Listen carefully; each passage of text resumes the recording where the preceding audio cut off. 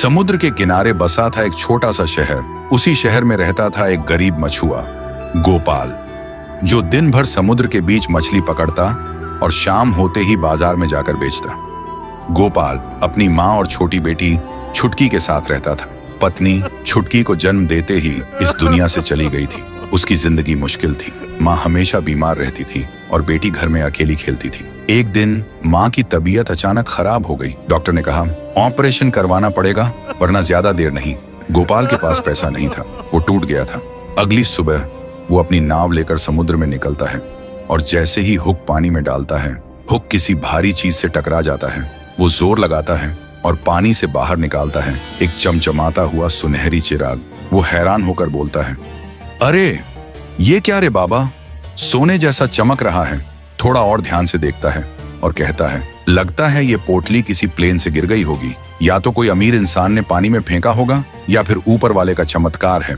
बोलते हुए वो थूक लगाकर साफ करने लगता है और हमेशा की तरह अपने आप से ही बोलता रहता है, गोपाल के नसीब भी ना, पिछली बार तो मछली भी प्लास्टिक निकली थी, अब देखते हैं ये क्या निकलता है। बस इतना कहते ही चिराग चमक उठता है, लहरों का बवंडर उठता है, नाव हिलने लगती है और चिराग से निकलता है जिनी।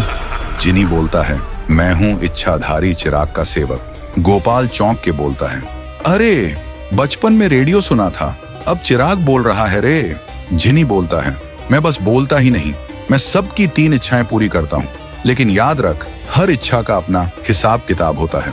फिर आंख घुमाकर कहता है, सीधा बोल रहे मछुआ, तेरी पहली इच्छा क्या है? टाइम जाया मत कर, मैं ओवर टाइम काम नहीं करता। गोपाल आंखों में आंसू लेकर बोलता है, मुझे कुछ नहीं चाहिए, बस मेरी माँ बच जाए। जिनी छुटकी बजाता है, बिजली चमकती है और सब अंधेरा। अगली सुबह माँ अस्पताल के बेड में बैठी थी। डॉक्टर हैरान होकर बोलता है, मिरेकल है रे गोपाल। गोपाल खुशी से चिल्ला पड़ा, तू ठीक हो गई माँ।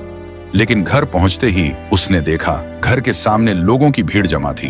पड़ोसी दौड़ते आए, अरे गोपाल, तेरी बेटी छुटकी छत से गिर गई। सुनते ही वो भाग के जाता है और देखता है छुटकी जमीन पर बेहोश, उसका एक पैर टूट चुका था। वो वहीं गिर के रोने लगता है और चिल्ला चिल्ला कर बोलता है, ये क्या हो गया रे छुटकी, मेरी बेटी। फिर रात में गोपाल दुखी होकर अकेला बैठा था, आंखों में आंसू और दिल में तूफान। वो धीरे से बोल रहा था, पहले पत्नी चली गई, फिर माँ बीमार पड़ी, अब माँ तो ठीक हो गई, लेकिन मेरी बेटी का पैर चला गया रे। तभी अचानक उसके सामने फिर से जिनी आता है। जिनी बोलता है, बता गोपाल, तेरी दूसरी इच्छा क्या है? गोपाल जिनी को देखकर बोलता है, तू फिर आ गया रे जिनी मामा। फिर गोपाल रोते हुए बोलता है, मेरी बेटी का पैर ठीक कर दे, बस इतना कर दे रे, वो फिर से दौड़ सके, फिर से हंस सके। जिनी एक छुटकी बजाता है और कहता है, जा तेरी इच्छा पूरी हुई। गोपाल भाग के घर जाता है और देखता है छुटकी खेल रही है, पैर बिल्कुल ठीक। वो खुशी से रो पड़ता है और बोलता है, मेरा बच्चा, तू ठीक हो गई रे। गोपाल अब खुश था, उसकी माँ अब बिल्कुल ठीक थी और छुटकी का पैर भी ठीक हो चुका था। जिंदगी फिर से नॉर्मल लग रही थी। गोपाल के चेहरे पर फिर से एक हल्की सी मुस्कान थी। लेकिन अगले दिन सुबह वो मछली पकड़ने के लिए निकलता है। जैसे ही वो अपनी नाव के पास पहुंचता है, आसमान से एक जोर की बिजली गिरती है, नाव टुकड़ों में बिखर जाती है और पानी में बह जाती है। गोपाल वहीं खड़ा रह जाता है, चेहरे पे शौक और आंखों से सिर्फ एक ही लफ्ज निकलता है, अब क्या बचा रे मेरे नसीब में। तभी जिनी फिर से आता है और बोलता है, बता रे गोपाल, अब तेरी तीसरी इच्छा क्या है? गोपाल चुप रहता है, उसके चेहरे पे ना आंसू हैं, ना मुस्कान, बस एक थकान और आंखों में गुस्सा। वो मन ही मन बोलता है, जब से ये साला जिनी मेरी जिंदगी में आया है, तब से मेरा जीना और ज्यादा मुश्किल हो गया रे। रुक जरा, साले को अभी बताता हूँ। फिर गोपाल चीख कर कहता है, मुझे इतना गुस्सा दे कि मैं तुझे भी उड़ा दूं और अपने दुखों को भी जला दूं। जिनी एक पल के लिए चुप हो जाता है, कुछ समझ नहीं पाता ये क्या मांग लिया इसने, पर फिर भी छुटकी बजाता है। अचानक पूरा आसमान लाल हो जाता है, हवा तेज चलती है और गोपाल की आंखों से बिजली निकलती है। जिनी बोलता है, ये क्या कर दिया तूने?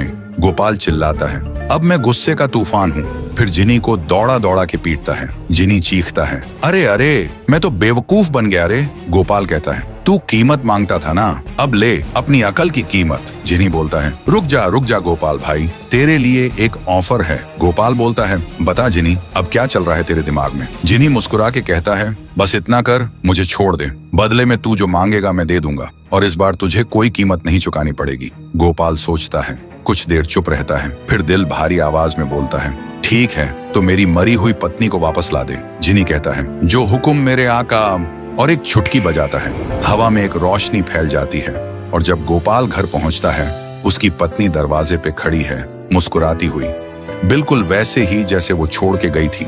गोपाल की आंखों से आंसू निकल पड़ते हैं और हल्की मुस्कान के साथ कहता है, लगता है इस बार जिनी भी समझ गया रे, मैं दौलत नहीं मांगता, बस सुकून मांगा था। लेकिन उधर जिनी पागल हो चुका था, क्योंकि अब उसे खुद अपनी बेवकूफी की कीमत चुकानी थी।